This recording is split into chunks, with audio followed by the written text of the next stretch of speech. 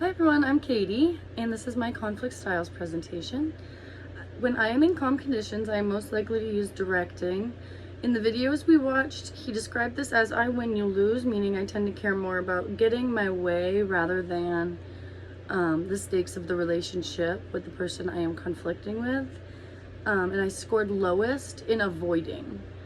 And I thought this was really interesting because I scored highest in avoiding in storm conditions. So I scored lowest on avoiding in calm, but I scored highest in avoiding on storm, which I thought was very interesting to me because, you know, they're completely opposite.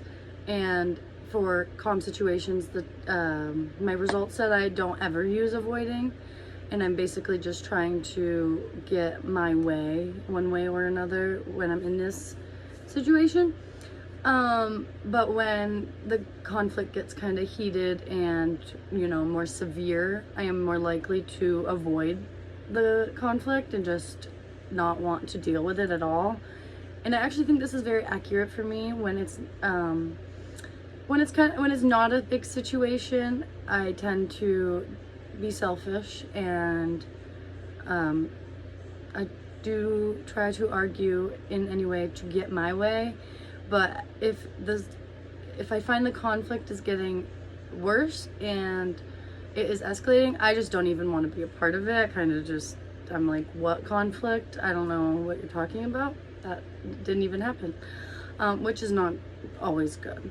But there are a couple of good things about these results that I got, because avoiding, you can stay out of useless battles. So when I can sense the conflict getting heated and I know I need to step away, this can be useful because maybe that fight is just not even worth it. It can also help with, you know, calmness and stability and not being stressed out just by stepping back and not even putting your energy into a fight that you don't feel is necessary. This can also go the opposite way and not be a good solution, because it could also just make the situation worse if no solution ever comes about.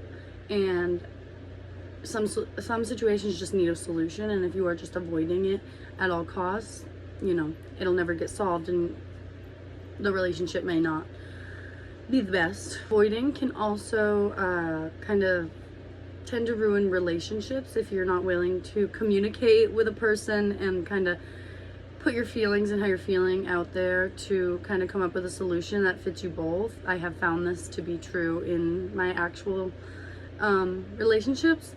It can, you know, if one person's not communicating, it can just ruin the whole relationship because it takes two people to make a relationship. A really good suggestion that they gave me was to start using harmonizing, and I think that this would be great because it says in harmonizing you give high priority to the relationship and keeping the other person happy.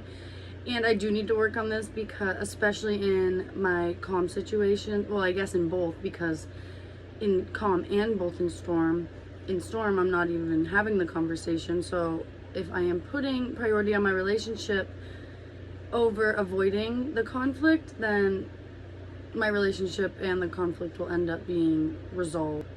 Learning how to listen to give feedback rather than listen to just reply is something I think I could benefit great from in any conflict that I'm in. My conflict metaphor was that conflict is a double-edged sword, and I actually think this fits perfect with my results, because on one end, avoiding is lowest scored in my calm conditions, and then for storm it's my highest score.